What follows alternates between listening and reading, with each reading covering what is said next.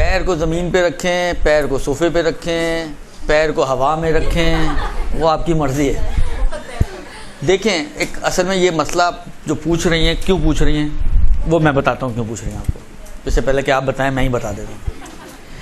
وہ اس لیے پوچھ رہی ہیں کہ خود توضیح میں ایک مسئلہ دیا ہوا ہے کہ پیر کو حرکت نہ ہو مسح کرتے وقت، اس سے مراد نہیں سمجھی گئی۔ پیر کو حرکت نہ ہو سے مراد یہ ہے کہ یہ آپ کا ہاتھ ہے اور فرض کریں یہ آپ کا پیر ہے،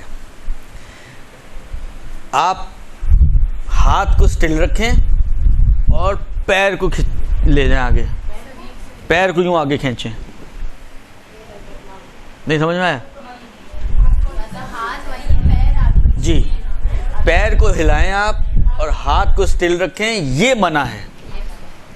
وہ جو مسئلہ کہہ رہے ہیں نا کہ پیر کو حرکت نہ دے، اس سے مراد یہ ہے کہ یہ نہ ہو کہ آپ کا ہاتھ حرکت نہ کرے، پیر حرکت کرے، اور پیر کے حرکت کے ذریعے مسح بنائیں۔ آپ ہاتھ آپ نے یوں رکھا پیر کے اوپر اور پیر کو یوں آگے کھینچ لیا، یہ نہ کریں، وہ مراد یہ ہے۔ آپ نے ہوا میں مثلا پیر اٹھایا، یا بعض لوگ اپنے گھٹنے پہ رکھ لیتے ہیں اٹھا کے پیر، بعض لوگ ہوا میں کر رہے ہیں، وہ تھوڑا بہت یوں یوں ہل رہا ہوتا ہے اور اسی کے اوپر مسح کر لیتے ہیں، اس میں کوئی مشکل نہیں ہے۔ وہ جو مراد ہے وہ ہے جو میں نے پہلے آپ کی خدمت میں عرض کی۔